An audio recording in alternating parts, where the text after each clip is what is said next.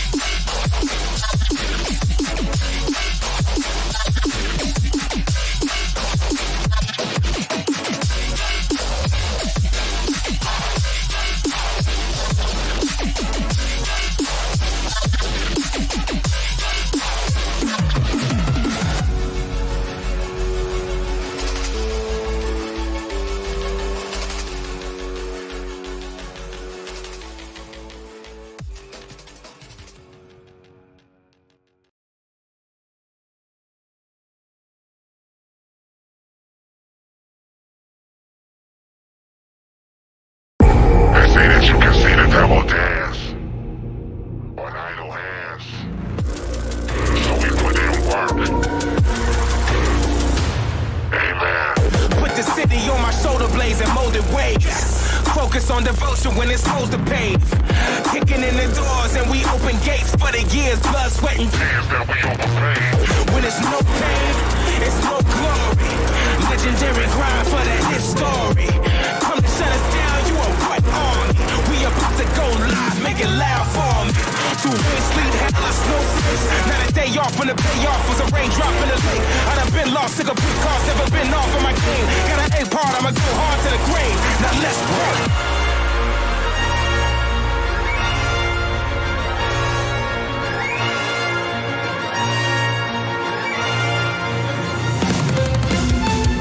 The grind don't stop. We giving it 100 till the squad on top. We put in work.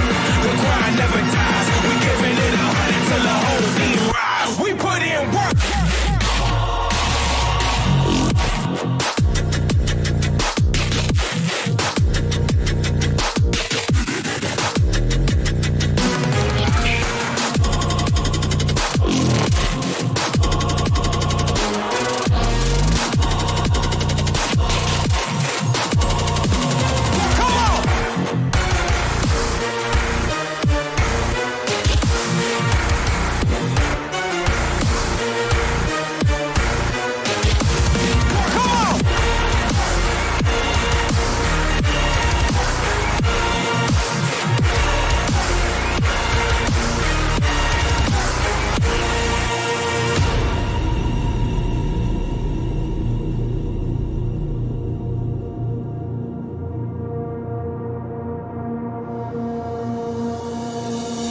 As you can see the devil dance on idle hands.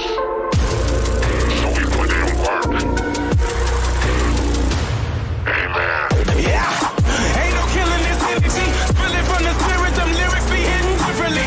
Like 100 rondos are riding on my Oracle. We rising to get the victory. Turning dreams to memories. What you know about making mud in the solid gold? Hunger pains rumbling and steel tinted by the cold. 10 toes standing in the fire. We never fold. I'ma come alive when it's on. Now watch me work.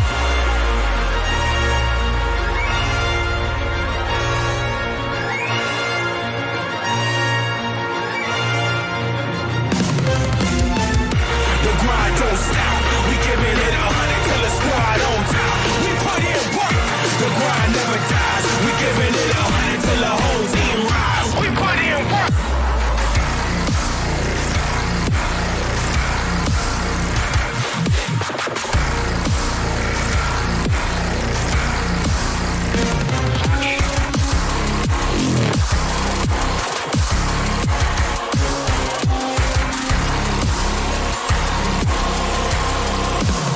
Come on.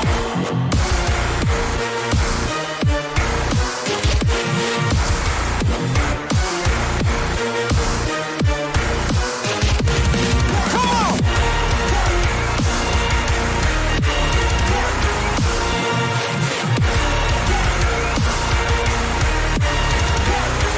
We put in work.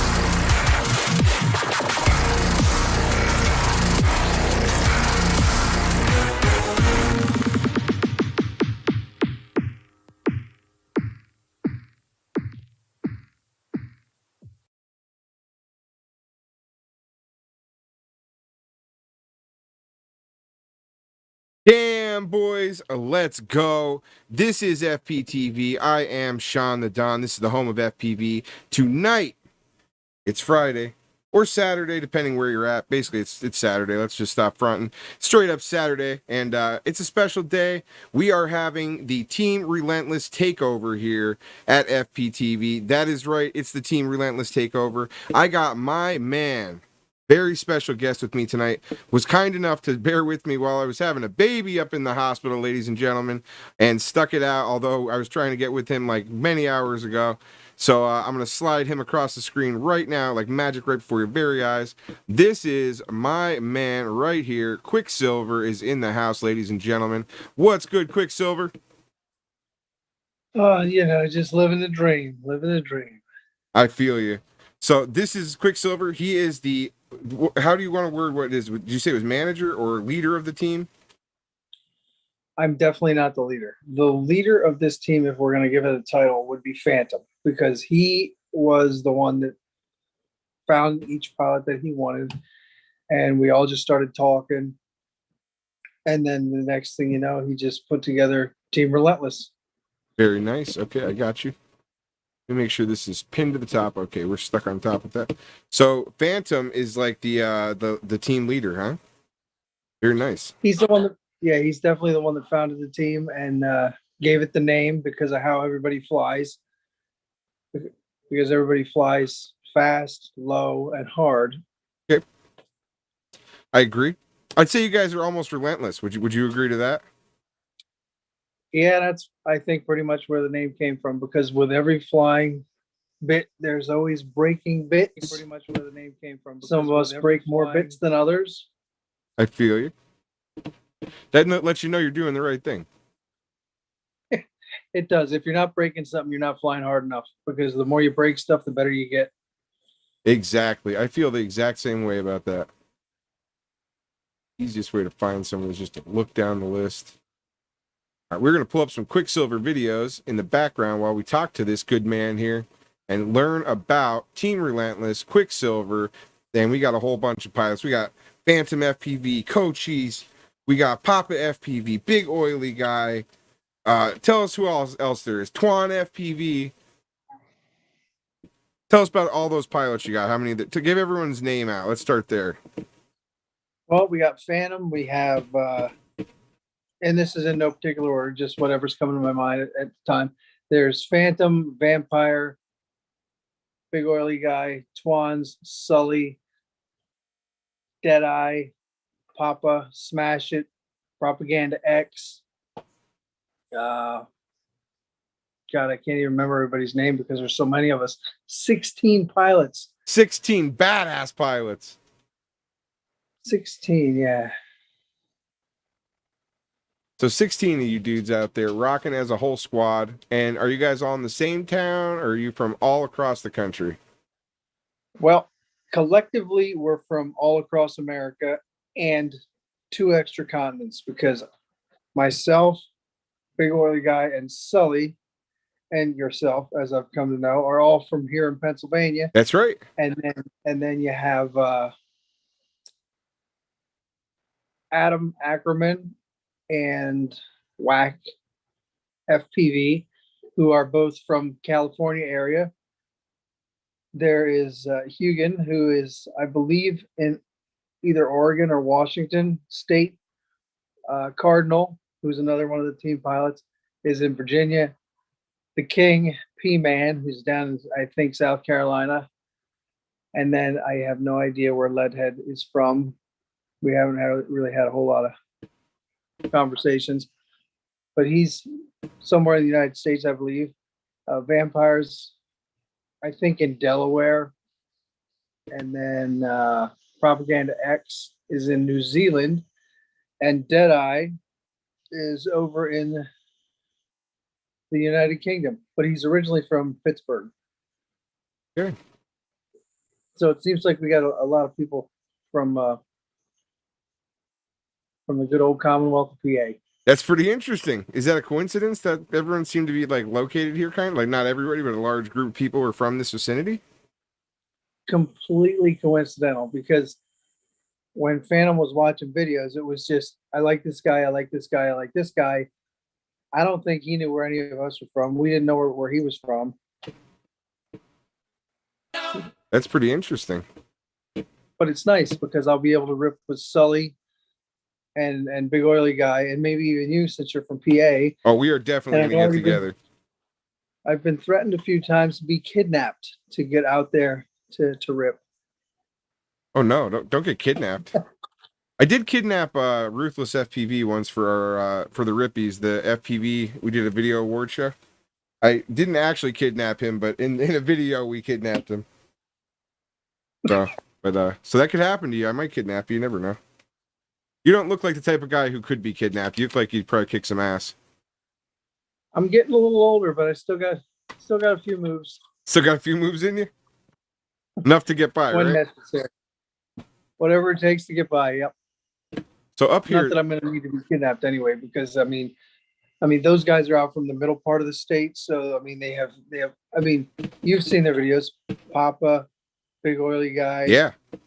yourself. I mean, you guys are finding all these awesome bandos and really awesome places to fly. I mean, I have quite a few here that I can fly, but it's not like out there. I mean, out here, it's not nearly as industrialized as, out by Pittsburgh and Hatfield and all that. We'll find some spots. You got to come out to Concrete City, though. You got to check that out. Yeah, I Concrete could definitely City. break some stuff out there. It's a good spot to break some stuff. Let's check out the chat. Let's see who's in the chat real quick here. We got my man. But I have to ask, though, what is that place? Did it used to be like, it looks like it might have been apartments or something? Yeah, Concrete City. I want to say it was like this train company and coal company. I believe it was like a combo or something like that. But they owned the property and they built them for the like people that were like it worked for them. I don't think like low end workers. I think it was for like higher end workers. And it was a little community they built. It was supposed to be super modern for when they built it in like the early 1900s. I think it was like 1900 even. In the one video, I have the plaque, but it says exactly when it was built. So I think it was like 1900, let's say. It was super modern. All the block building, concrete stuff they built. And they built them all exactly the same. So they have the first floor is a set of steps that go up. And when you get upstairs, if you go into that upstairs same room, there's another set of steps that go to nowhere. It just goes to a closet. It's really weird. And so that exists like that. But each building is identical all the way around. It's a big rectangle. And they were just really nice homes. The middle had, I believe it was a pool and like tennis court and all kinds of stuff like that. It was really nice. Fancy place to live. And it was only open for like 11 years and then it was abandoned. They had trouble with... What was that? Regular American Chernobyl without the meltdown. Yeah. They had issues there with the moisture table, I guess, was so moist. And you can see that. I mean, it's obvious it's a swamp now as a result. And some of the basements are flooded for as long as I could remember. They've never been dry. So it's real creepy. But I'm getting kind of warm in here now. Now that we've been home for a few minutes. We'll loosen that up a little bit there. So it's just like an old community that was left that way. They tried, I think it's the National Guard was stationed here.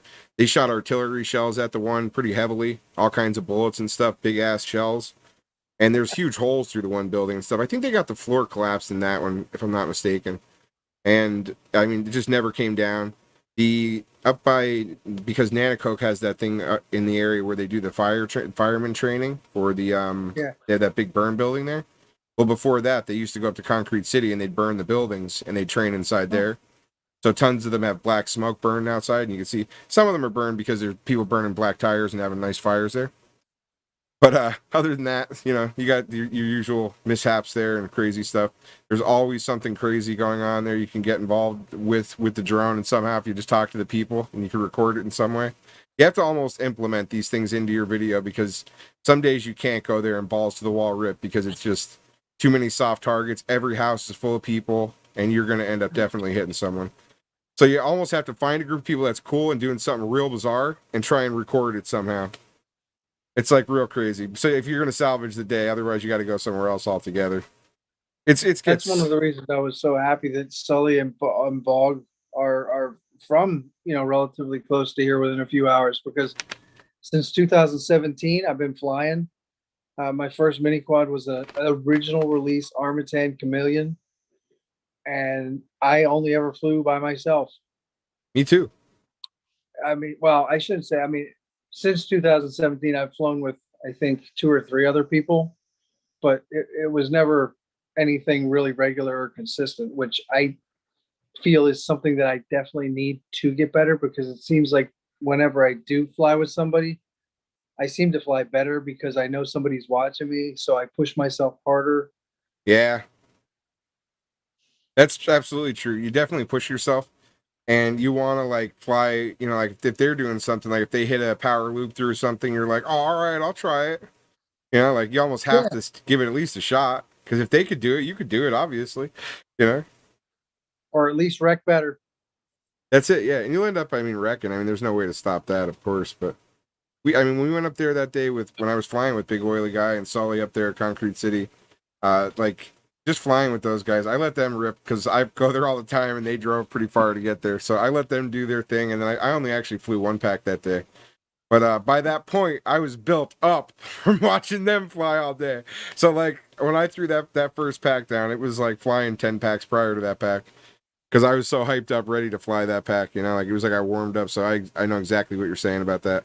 Flying with other I was people is wondering so about much that better. too, because I think Bog posted the first video about from there. And when I was watching it, I actually watched it a couple times because I wasn't sure if I was seeing things or if I actually saw something. And then when I watched it back and slowed it down a little bit, I was like, yeah, no kid. There is a second quad flying around there. So it must have been the two of them going at the same time. Yeah. Well, they both have digital, and I didn't want to get my signal stomped and dump in the snow somewhere.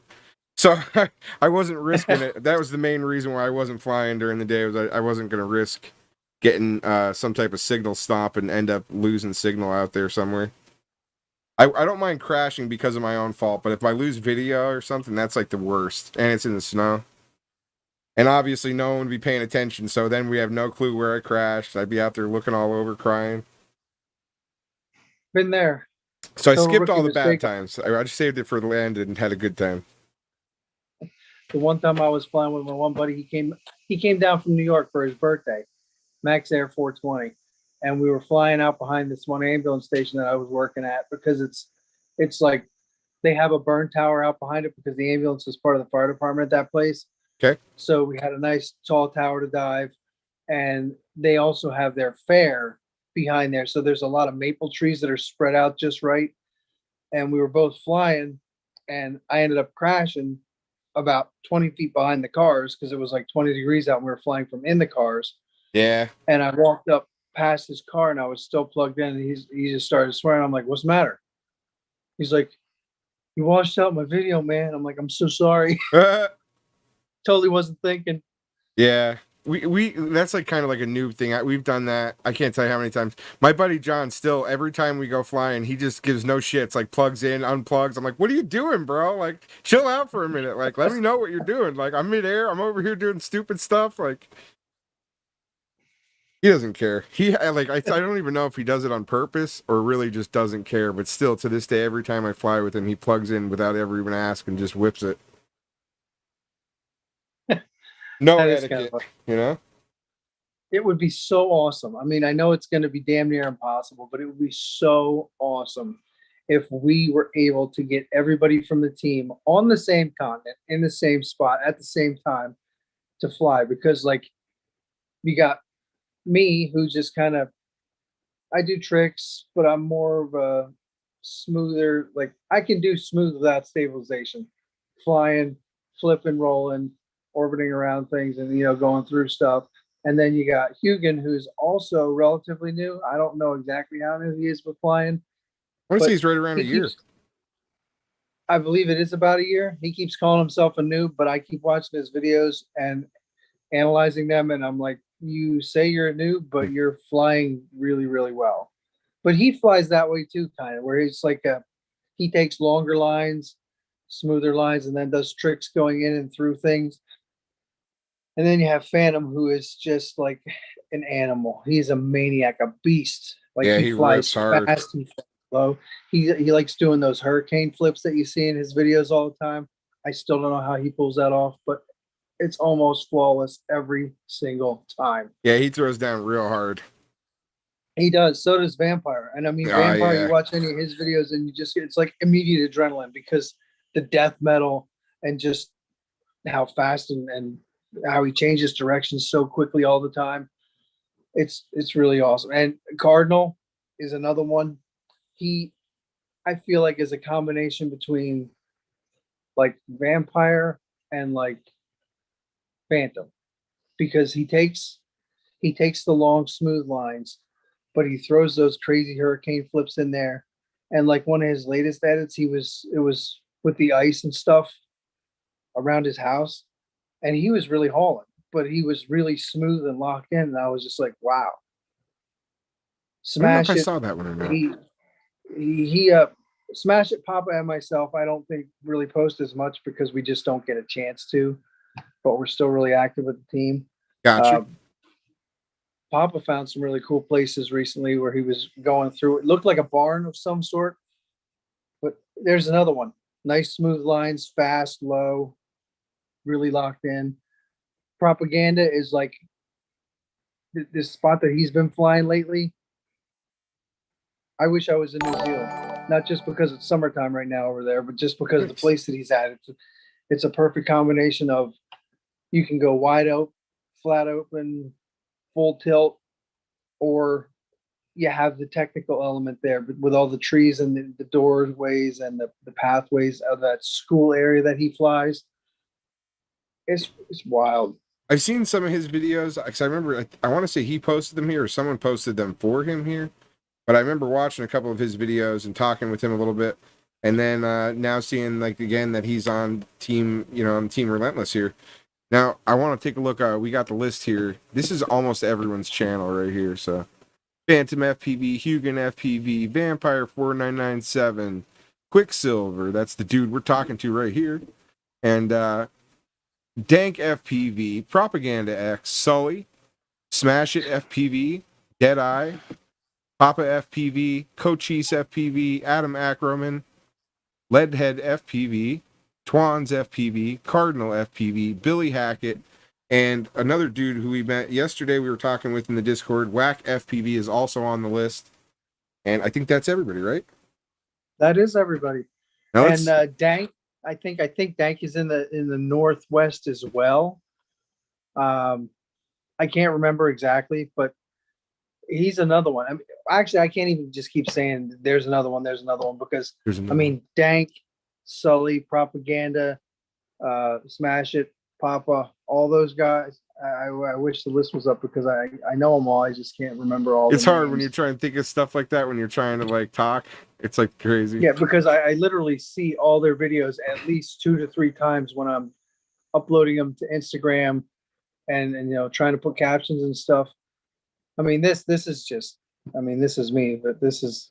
I figure we'll throw these on. I wanted to tell everyone the list. Now let's say what's up to everybody. I like to start off by making sure I say hi to everyone in the chat so that everyone knows we see them out there. So we'll see who's out there in the chat. We got Pitts Flying Eye. We got Quad Daddy. Thank you for saying congratulations, my squad. I appreciate that. The baby girl's alive. Everything's well. The wife's chilling. She's getting her rest for the night.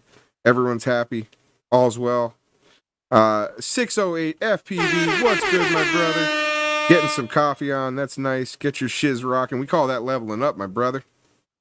We got RC Fan Dennis. Thank you for the congrats as well, my brother. Who else we got? It says Lost in the I or Eve, but it's actually Gen X FPV. Gen X, what's good? Waldo's in the house. Waldo, brother, what's good? Whew, a lot of twans when you let it build up. I gotta tell you, I'm gonna break that damn horn. Risk 06, what's good? Who else? Anybody else? Joseph Webb. All right, this dude, 4CL6 FPV. This guy, I don't know if you ever met him, but he flies beta flight and he tunes all kinds of quads. And he's only 15. Really? He might be 16 now, actually. But he is one hell of a tuning wizard, and he's been flying and building for like 5 years since he's like 10 years old. The kid is like a complete wizard. And he tunes quads. He's got this tune for beta flight quads that is it's really nice, and it's at the same time kind of like in a way reserved enough where you could have beat up props on it and you could have a couple issues here and there and it's not gonna really affect anything. But it's also a tight enough of a tune. It's got anti-gravity built into it and everything, so you could do all kinds of crazy stuff. It's a really good tune, but it's like it's perfect in a way that it's like generic enough that it fits every quad, but really, really, really good. It's really crazy. And that's really awesome for beta flight. Yeah, it's amazing. And I've tried so many ways and different things with tuning. I'm not good at it or anything, but that tune is just that good. It really is the best tune I ever flew on beta flight. And he also flies like a complete badass, so there's that too. And isn't it amazing how many people in that age group are out there flying and they're just it just in the best meaning of the word, destroying places. Like they're just flying full throttle, locked in, smooth lines, throwing all kinds of crazy tricks, and just doing it. And they make it look like it's super easy. Oh yeah. Yeah, it's pretty crazy. In the mixtape that I put together, when between Phantom and Big Oily were ripping those two places up in there, Phantom, I don't know where he was, but whatever building he was ripping up there, he had two of them. There was one with the big, he was doing that power loop down into it, and then there was the building next to it, and he had the open space between them. He was tearing that place apart, and like that power loop shot is so crazy because he shoots it to the moon and comes down so hard into there that when I first saw it, I was like, there is no way in hell he's pulling up out of that. And sure enough, it was just like straight in, nice and easy. Stuff like that blows my mind. You always think he's going to wreck or smash into something, but he never does. I mean, sometimes he does, but it's very rare. It was pretty crazy. And seeing Big Oily Guy fly in person was nuts too. Because I fly there all the time, and I've seen people try to fly there, and I've seen people's videos trying to fly there, and he is just a beast at that place in ways that are mind-blowing. It's always rough the first time. Like that video that you just played of me flying, that was the very first pack that I ever flew there, and I called it Straggle City. I didn't really know what to expect, but when Bog flies, it's almost like he knows before he even gets there all the nooks and crannies of the place or something. Yeah, it's crazy. It's really crazy. I like to know things too. Like I like to go and fly like a good pack everywhere, check everything out real solid, and then watch that video a ton of times at home and get used to it, and then go back and figure out what I want to do. Because like when you're there that first time, you could spend 10 packs and never do anything that you really should be doing there. And then you'll come home and be like, oh my God, look at that. And oh, did you see that? And oh, look at the gap in that tree. And you'll start seeing all these things that you were like, when you're there, you're like, oh, just like having fun and you don't know anything. And then all of a sudden, completely 10 packs oblivious. Are gone. And you're like, well, I didn't do anything. I know that feeling very well. What's up, Enner Moore? Ooh. I'm not sure, but I know you're someone else, but that's just your name in here, right? I can't remember who you are, but I know you're cool. Thank you for saying congratulations. I appreciate that, my brother. He has Daredevil radar. Yeah, that's what he has. Hugan, that's who it is. Okay. I knew you were someone. That's Hugan's funny. In here? Yeah, his name is Enner or Moore, I can't even pronounce it. Okay. Yeah, so he said that but BOG's got Daredevil senses, radar. That's how he knows how to avoid shit. It's not too late for him because he's all the way on the West Coast. Maybe he just got done with dinner. Oh, well, that makes much more sense since it's your name. Said it's his name, Eric Naramore. Gotcha. It's probably like 9 or 10 o'clock out there. Yeah, for them it's 2:43 here, so it's 4 hours behind.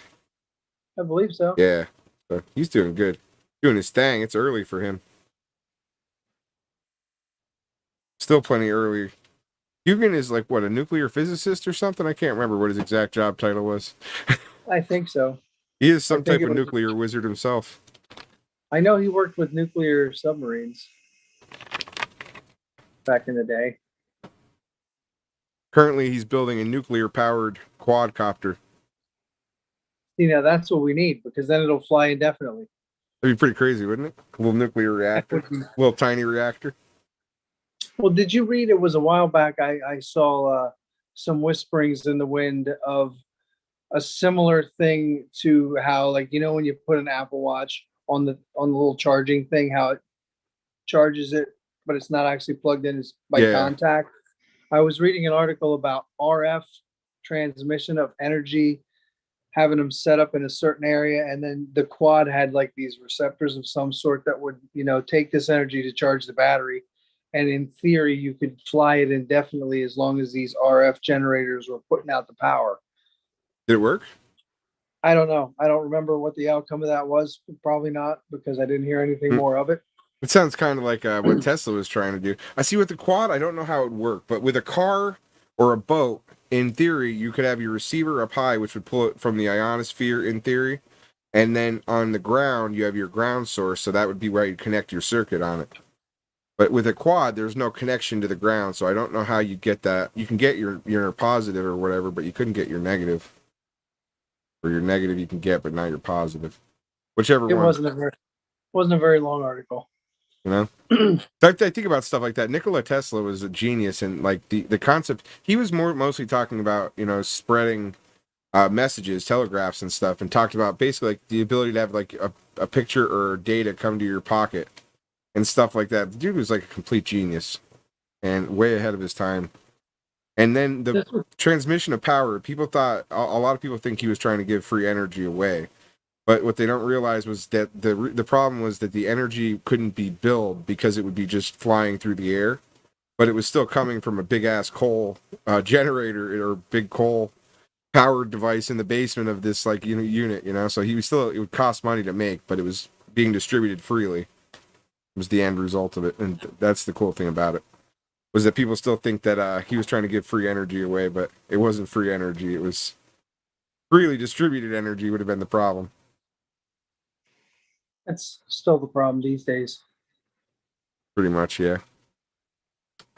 So Hugan says he was in the Navy 10 years. Holy shit. And he's a nuclear electrical instructor. That's his specific title. Very nice. And Code Cheese. That's another one that I forgot to mention. Code Cheese on this team, and I may get my ass kicked for saying it, maybe not, because he seems to have kind of embraced it. He's kind of like our Randy Savage. Randy Savage? From WWE? Yeah, that's great. Because, I mean, he's a big dude, and he's got, you know, he's big arms and stuff like that. Looks like nobody that you'd want to mess with living out there in Minnesota. And he has a really awesome setup in his yard where he actually built things. Like the one thing he built was called the Wheel of Pain. It was this big 8-foot steel wagon wheel. That's crazy. And he built it up and put it in his backyard so that he could do tricks through it and stuff like that. And that dude, he's another one. Full tilt, flying hard, flying fast. Shredding it up. That's what I like about seeing all you guys. Now, is there, I see a couple of you guys were in the military. Is there other guys that were in the military too in the squad? To the best of my knowledge, it's just myself, Hugan, and the boss man. Gotcha. Okay.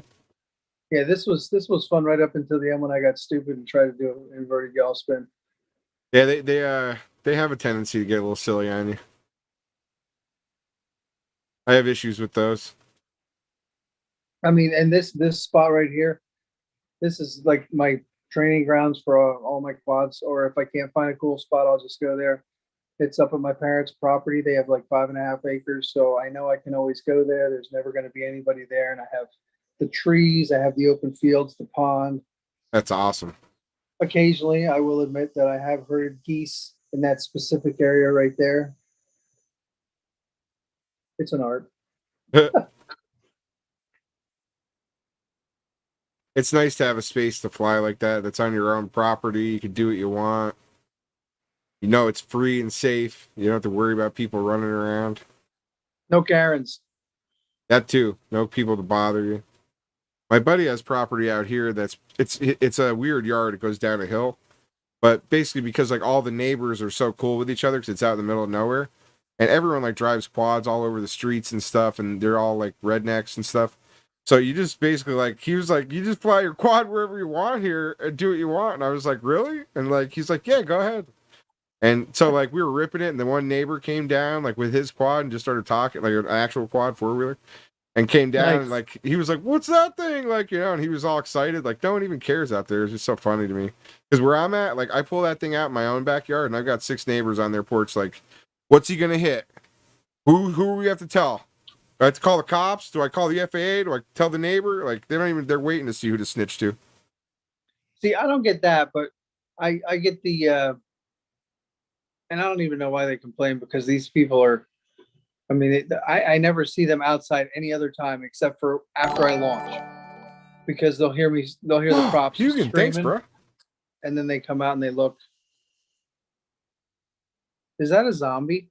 Yeah, it's a default thing. When that pops up, I think it's popping up over you too, which I apologize. You happen to It's be over my head. in the area where that normally pops up at. Let me see. Move him over this way a little bit. There were some things that popped up. I didn't really notice what all it was, but we got 608 FPV followed, Risco 6 followed, and Hugan followed. Thanks a lot. Or actually, Hugan subscribed through Prime. That's awesome. That's what's really cool too about Twitch. I'm kind of glad I got kicked off of YouTube temporarily because I came over to Twitch, we got affiliated, and I can get subscribers. And rather than people paying out of pocket, Amazon Prime and Twitch work together. And with Amazon Prime, you get a free subscription every month to a Twitch streamer, and you just give it to the person, and Amazon pays the streamer $250 a month, and you don't pay anything for it. So Amazon's willing to give that money away, which is pretty cool. And I never knew about any of this shit. I'm learning about this from other people that stream and stuff.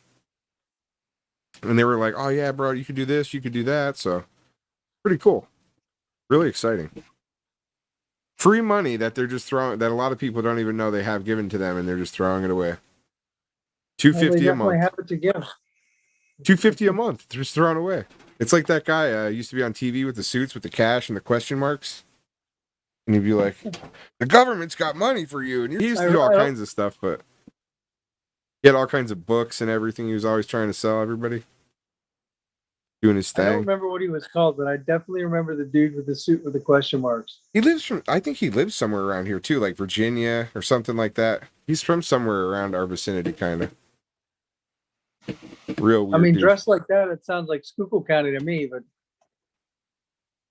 he had something to do with Washington D.C. and all kinds of stuff, because he used to like go there and read about that stuff. Because some of that was actually true, but a lot of it was just like made up stuff. He's full of shit.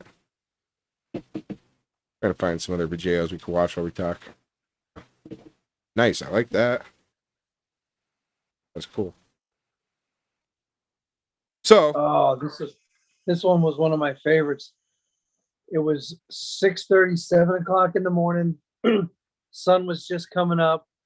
We had just gotten into work. Well, we got into work at 6. We checked the truck and we had to go stage. So we went down to this lake. This is it's in our coverage area, and it's gorgeous. I mean, as you can see, and the light was just hitting the trees perfect. So I was like, we have to go here. I have to fly at least a few packs. I got a little screwed up standing on the floating dock because my partner that was standing next to me got a phone call from his mother-in-law or whatever. So he walked off the dock to talk to her. yeah, and it started to bounce, and I would imagine it was a little weird. Got wobbly on you. Yeah. But it was, I mean, this spot was really awesome. And the one thing I didn't put on the video was the first time I took off, I kind of came out a little bit too wide, right where the pavement ended and the grass began. There's a little bit of a rise. And I caught it with one of my landing pads, and it sent me into this like 70-mile-an-hour spin right 30 feet into the brush. Oh, that's ridiculous. That's real bad luck right there. But then this was the pack right after that, and it was I mean, I really enjoyed it. It wasn't anything super fancy with flips and rolls and tricks or whatever, but just kind of a somewhat chill, cinematic-ish flight. The right time of day at a nice spot. Very nice. I like to get out there and rip a sunset or a sunrise when you can. Especially, I mean, it was the fall too, so the trees were just finishing turning colors before the leaves fell off. Yeah, fall, it was neat, you know, because I this is my first year of flying too. So, like, I never gotten to fly the fall till this fall. I never got to fly the winter till this winter. And in the fall, everyone was like, "Oh, you got to check out the leaves and stuff." And I'm like, I'll be there forever. And, like, I think I flew it, like, you know, a handful of times, but really never took the time to notice the leaves in the videos. And then instantly they were gone. So focused on actually flying and not crashing. Yeah, and I was never worried about it. I was like, "Oh, I'll get them next time. Next time I'll fly over the tops of the trees or whatever, you know." And it just never happened. And then all of a sudden, the trees were just barren, and now it's just this like scraggle mess everywhere.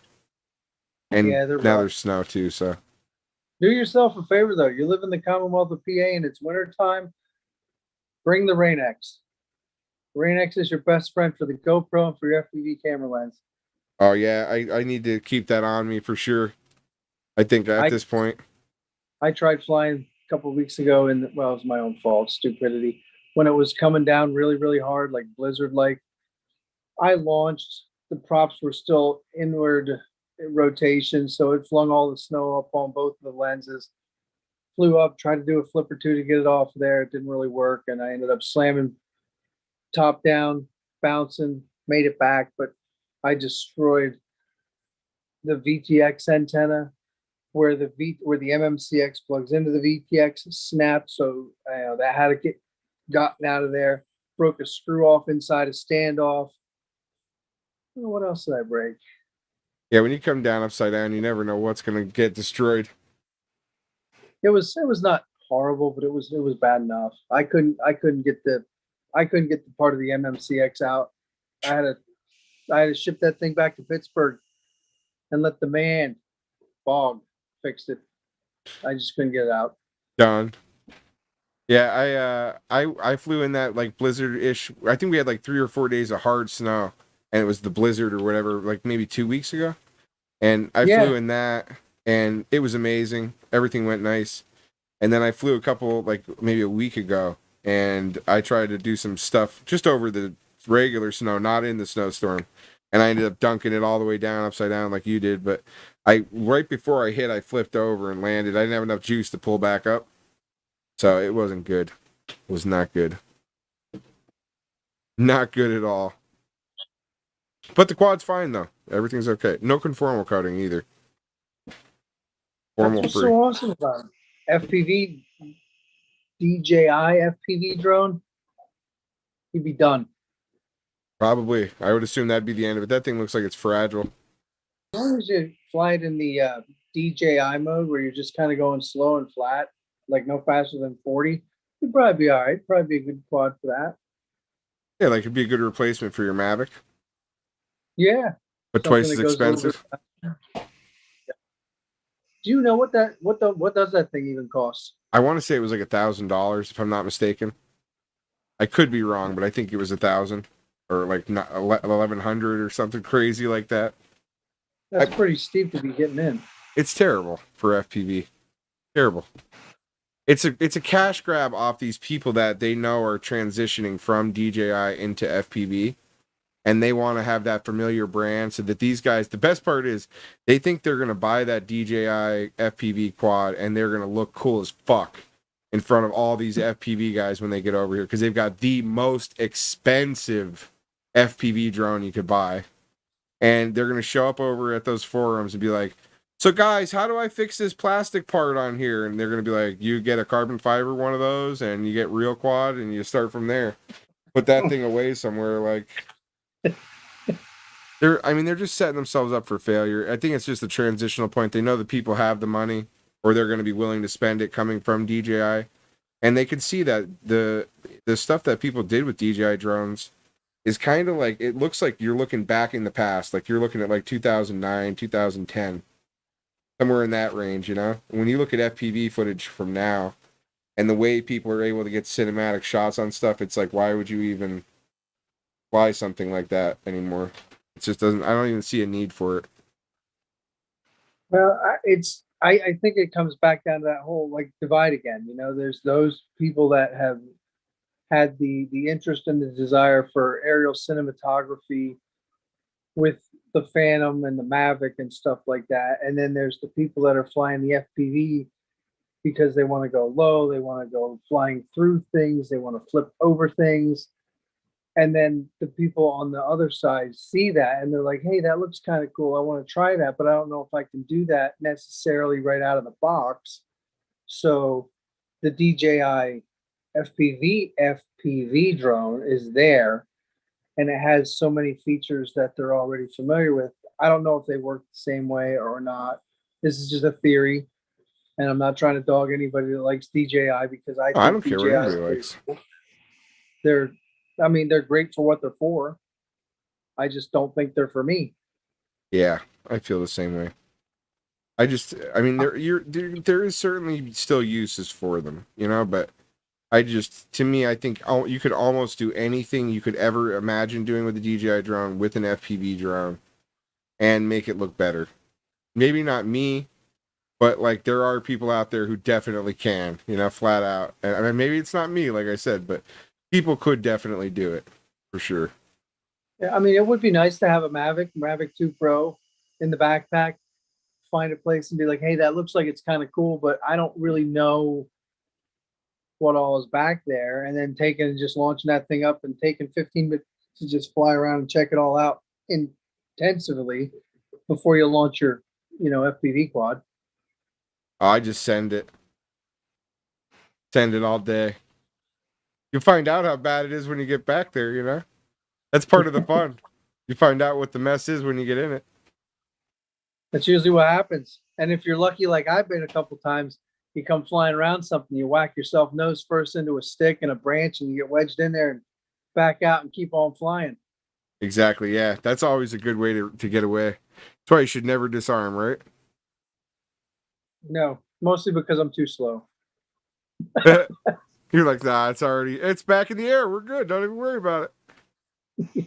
Hugin, I think Hush was saying that there's a way that I could link the two chats, I guess, together into one inside the Discord, but I haven't looked into it though. So there is like chat. Our general is like an area where you could talk, if that's what you mean.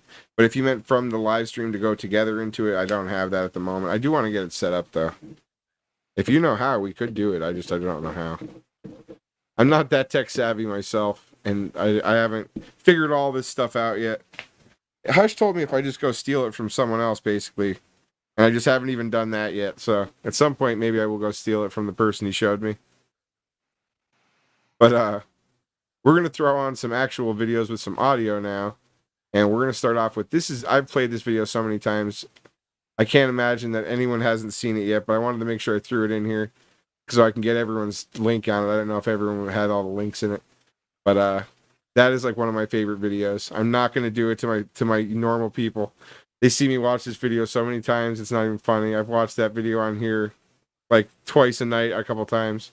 So is that the one over Steel City? Yeah, let's just watch it. The hell with it.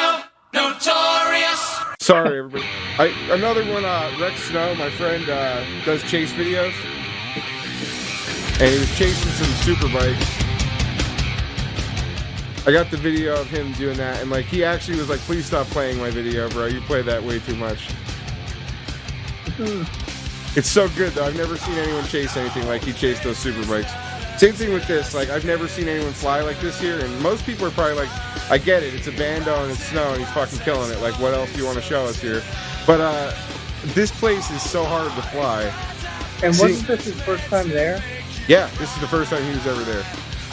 See, now that right there is what makes that the amazing aspect of this video, is the fact that he knows what's there, but he's never been there, and he's going after it so hard, and he's doing, front flips into, basically a Matty flip out of top window into a bottom window, and then coming back out the top window again. That's insane. He really didn't even know what was here. He saw some of this. I've shown him some. He's seen some videos. Sully came here and looked a little bit previously. And, Destructs was here not too long ago and did a little Cinewhoop in here. But this building that he did this stuff in isn't even the building I told him to go do this stuff in, which is what I didn't even notice that until like the 5th or 6th time I watched this video. I'm like, Fog, you know that's not the power loop house, right? And he's like, I don't think he was like, yeah, whatever, it is now, or something like that. But like the next house down, the whole center of the house is gone where the steps are. It's all open, a big ass hole. So he went through like that room is like tiny, like 15 feet wide, 10 feet wide maybe. You know what I mean? It's a small room, and the floor hole is small in there. I couldn't believe it when I realized. These guys drive me wild when I'm watching them dive in these tiny holes through ceilings and walls. Oh, yeah. That look like they're maybe 5 inches wider on either side than the quad. Like, it must be nice to be able to thread a needle like that. I mean, this is crazy. Throttle control. This place is like extremely, extremely difficult to fly. You got all those branches, and then you got all the buildings close together, and then the insides of them are really tight. They're all like the same size, real small window holes. And the scraggle is so bad. It is everywhere outside. You can't, like, you just clipped it, because you can't. There's nowhere you can go. Everywhere is just scraggle. I would love to see someone go up there with a bulldozer and just rush that shit right down to the ground. All that stuff all over there. And in reality, being that this is a historic location, it would be the right thing to do to clear up all that brush that's around these buildings, damaging them. You know? Just damaging the historic nature of the place. Or just have somebody buy it and turn it into an FPV park. Oh, I would love to do that. I would love to fence this whole area up and just make it like a free-for-all spot. You can go there, pay like $10 to get in, do whatever the hell you want when you get in there. FPV, paintball, take pictures, make a music video. I don't care what you do. Sign a waiver and go in. Because people go here for free the way it is. This place is so busy. It's got like a restaurant has where it's got the like schedule for how busy it is. It is crazy. And this place, like I'm telling you, it gets really busy back there. The winter would be a great time to fly. The weekend before they came, it was dry back there and the ground was frozen. And they couldn't come that weekend. And they came the weekend they came, and it was after we had that blizzard.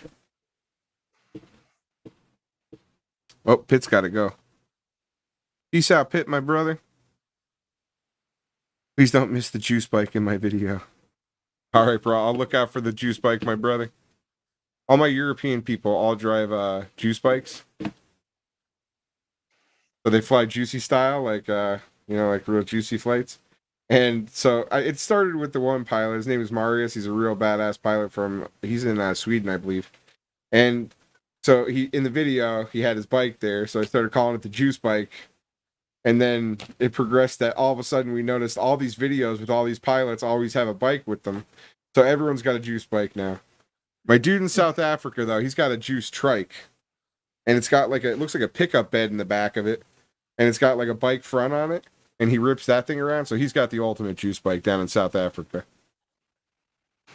And it's one that he pedals? Yeah. It's not like a real truck bed. It looks like one made out of like a steak body, you know what I mean? Like wood. Yeah. But it's like pretty cool. Pretty nice size. Yeah. A real cool bike. All right. So that was Big Oily Guy, ladies and gentlemen. That is one of my favorite videos. For those who are up in the hizzy, you already know. You can't ride your juice bike, Joseph? What do you mean? Too much snow, or you just don't know how to ride a bike? If you don't know how to ride a juice bike, that's a problem. 3 more weeks, though. All right, it must be snow-related juice issues. You'll get that worked out, bro. Don't worry about it. All right, we're going to check out Phantom FPV. Big Oily Guy is the Bando King, for sure. That is absolutely undeniable. His Bando logic is... Is this muted? Why? Why you want to do me like that? Okay. Here, restart this video now that we got audio here. Let's say it's 40 seconds. 240. Okay. All right. Here we go. This is Phantom FPV, and we were saying if there's a leader of the Team Relentless squad, it is Phantom FPV. Well, he's definitely leading the pack, that's for sure. I mean, look at how he flies and throws those hurricane flips. He's constantly low. He's constantly fast. He picks lines that I don't think most people would pick, and I think that's part of the reason that makes it so unique. I saw one video where he was trying to go underneath of a bench, and there was a rock under there, got wedged in between the rock and the bench, wiggled it loose, and kept on flying. That's great. I see this man do things with mini quads that I can't even fathom doing myself. Yeah, this video I liked a lot. I was watching this one, and he ripped this place up. Oh, he totally shredded it. I mean, just throwing a flip like that at the top of a tree, that close to it, you screw up, you're done. You're going to be climbing. And the color is crazy in this video, too. I don't know what it is. I wish I knew more how to describe things, but it's almost like it's like super contrasty, maybe. I don't even know. Yeah, I've never been good with the photography words either. What's that? I've never been really good with the photography terminology myself. Yeah. There's like so many terms for it and stuff. Hugan probably knows. He's all into this stuff. He's real good with it. He could probably tell us what the coloring situation is here. But even the way he just throws a couple of different combinations, like a foot off the ground, but he doesn't crash. That's hard to do, to keep that thing lifted off the ground doing silly stuff low. I try and get silly. On what it is, because some of the things, obviously if you're doing anything sideways or inverted, you're going to need to get off the throttle. Yeah. But then you're going to have to get right back on it right away. And it's just, with him, it's almost like there's no getting off the throttle, even though you know he's getting off the throttle. It's just a smooth transition. Yeah, you have to be real good. Have that muscle memory down to be able to flick it and get it right. And when I try and do stuff like that low, it never ends well. I always end up overshooting myself. I'll throw it too high or end up hitting the ground. So that's Phantom FPV, ladies and gentlemen. Check him out. And he's got a ton of other Vijayos too. And the giveaway, we put this up in our community section too. I put up people who have their giveaways. If you guys know anyone that has a community giveaway, feel free to drop it in there so we could all head over and check it out. So he was doing this. I think this is over on Wednesday. So it was this past Wednesday. Yeah, that one already ended. So I did post that on Monday though, but it's now over. So, but I like to post them for people and let them know what the community's got going on out there. And I noticed he had one. I think it was one of the other guys. I put him in there too. In the giveaway. I think it was a battery giveaway a couple of months ago. Deadeye was just doing this one. You had a comment in this video, I think it was. Yes, that I did have a giveaway recently. I forget what it was he was giving away. Look who's because next. any of the team giveaways I kind of don't enter. Yeah, I feel you. Let the peeps get it. Yeah. You're just tuned in. This is FPTV. I am Sean the Don. This is the home of FPV. We got my man over here to the left of me. This is Quicksilver, and I just noticed that I don't have your logo up there, which was supposed to be above you the whole time. Screwed that up, but now it is there. So now people will see who my special guest is. I'll move it over this way. Aha, there we go. All right, special guest Quicksilver in the house. This is Team Relentless takeover here at FPTV, and we are going through all these badass pilots right now. A whole bunch of pilots you probably know, but if you don't know, you're now going to get to find out. And they're from different areas. Some of them are from the north, some of them are from the west, some of them may be from near you. Who knows? You're going to find out very shortly here. This is Hugan FPV, a great dude. He's rocking with us right now in the chat under a covert name because he's so badass that he can't even show up with his real name because he's have so many fans in the chat. It'll be crazy, and he can't do that. All right, so here we go. Hugan ripped this place up. I picked this one. This was the year one FPV. I think this was like a montage of the various locations he flew over the first year. Part deuce. And I like the beginning in the sense of humor in it. Right up my alley. Oh, the sound effects on this one were phenomenal.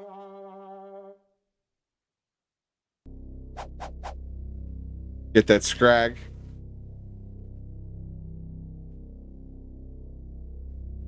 I mean, he's definitely putting in the stick time because, I mean, if he's only been flying a year, but he's flying better than what I see some 3-year pilots flying. And, I mean, of course, it varies how much time you even have available to fly. Yeah. Natural born ability, which I think is a lot of the case here. I think, it's just one of those things he just picks it up and it just works.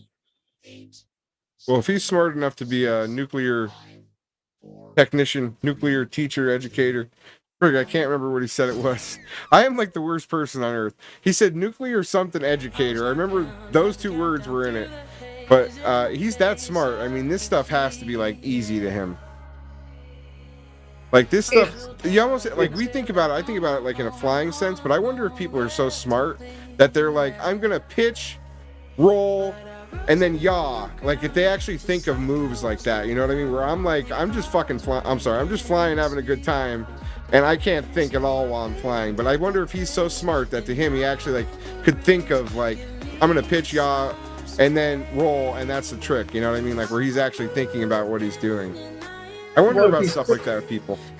If he's still here, let's ask him. Can't laugh at yourself. That's a good question. I know I don't really think a whole lot when I fly other than about the spot that I'm in and paying attention to the things that are around me so I don't hit them. And thinking about, you know, do I want to flip through this? Do I want to roll through this? Do I want to do a flat spin through it? I don't know if it's because I'm new, but I seriously don't think about anything when I'm flying. I just rip. It may make no sense, but that's just what happens when I'm out there. But that's not a bad thing, because if you're feeling it, then you're gonna have more fun with it. Because like for me, you know, with the job that I do, see all kinds of wacky crap all the time, and sometimes for me the only way to turn my brain off is to throw on a pair of goggles and fly, because then for the 3 minutes it's just all gone, and you know, all is right with the world. That's what's up. Yeah, you got a hard job, so you got a lot to deal with in a day. It's definitely nice to get somewhere to unwind and have something like that. I had to set it back because I had to roll it up a little bit there, if you wondered what happened. The audio. And don't get me wrong, sometimes it's a comedy show. Yeah, I guess you could have that too. You could have some really weirdos or some weird things going on out there. Oh, I've seen some funny things. I bet. Like a lot of people, you know, like you probably come across just like a normal day, but you probably have the worst of the worst and some funny shit that makes it worth going to see, you know? It really is, because I mean, I see the worst of humanity, and then there are other times in some of the worst situations where I'll see somebody do something, like somebody that's not part of the emergency services, and they'll do something, and it's like faith in humanity restored. Yeah. That's good to see that. I mean, Hugo being in the Navy and me having been in the Marine Corps, it's like they had all the brains. I was just in an artillery unit. Like they could, not that many Marines will probably admit it, but we really do rely heavily on the Navy for a lot of things. They're like Big Brother. They bail us out. What's the saying for the Marines? Last to know, first to go? Is that the saying? First to go, last to know. First to go, last to know, yeah. Yeah, I remember I wanted to go into the Navy. I wanted to be a Marine, but I was like slow and fat. And it was like Marines are the most badass of the badass. And then I was looking into becoming, I think it was called a corpsman, where you go in to become a doctor and you get like pushed through a program. But I think you actually work with the Navy, if I'm not mistaken. But they work together. A corpsman is a Navy person, and they're basically like a paramedic in the Navy, but they're attached to a Marine Corps unit. So every Marine Corps unit usually has 2 per unit. And they're the same people that you would see in the Navy hospital, just that they're out with a Marine unit, and they live with them, they train with them, but they're not Marines, they're actually Navy, so they actually get treated better. A lot better. I thought that was pretty neat, the way that worked out. Like, and you know, it was an accelerated program to becoming a doctor in some way, and it was pretty neat though. And that they worked with the Marines; they were always with Marines. I thought that was really cool. Yeah, they call them green side because they're out with the Marines versus blue side, which is in the clinics and the hospitals. That's pretty cool. And this spot, I think I asked Hugo about this, or we were talking about it briefly the other day. I don't remember where he said it was, but I just thought it was really cool how there was all these high tension they look like high tension wires so close together that you could just kind of, if you were good enough, I guess you could power loop through or flip through. I know Phantom probably would. Coach Cheese probably would. He did a video. I don't know if you'll end up finding it, but it's at this place that is like, I don't want to call it a farm, but there's a lot of open land, and there's a lot of things, structures, like statues, equipment, and he rips the crap out of it. It was from a couple of months ago. We go to watch his video, we'll have to look for it. Hugo is... I'm sorry, what was that? I wish I could remember the name of it. I always try to remember the names of everybody's videos. All right. So Hugin's saying if I am flying cinematic, I look further ahead than I do for freestyle, so I can keep it smooth. And he said for freestyle, he will think about his lines and then figure out a place to put the tricks. And he said he does at times. So regarding the statement about does he like think about what tricks he's like, am I going to pitch roll, stuff like that. And we will enjoy that Bavarian Sunset eventually when we get to it. My brother Pitt, Semper Fi, Do or Die, yeah, that is another Marine one. And Corpsman, yeah, that's what we were just saying. That would have been cool to do that. I would have loved to have been in any branch of the military. I think I could have been happy anywhere really, but just didn't do it. Just life went other directions and things happened. But I went to like all the recruiters and talked to them all because I had pretty good scores on my ASVAB, so I wanted to try and see what I could get. And I would have did from the Navy. I would have did that Corpsman thing with the Marines. I would have went and worked on a nuclear sub. I think that would have been sick. I would have went to the Air Force, but only if I could have flew a jet fighter. And when they went there, they said only 16% of the Air Force flies jets or something. And I was like, no, I'm not in that top 16, so I'm just going to go ahead and head on down the hallway here. They were like, you can fly a helicopter. And I was like, no, I saw Black Hawk Down. I'm not flying any helicopters over there. It's funny you mention those things because they, in my opinion, firsthand, are the worst. I mean, Really? they're loud. To be in one that's flying, they're so loud. They're so, like, shaky. Like, the only thing I've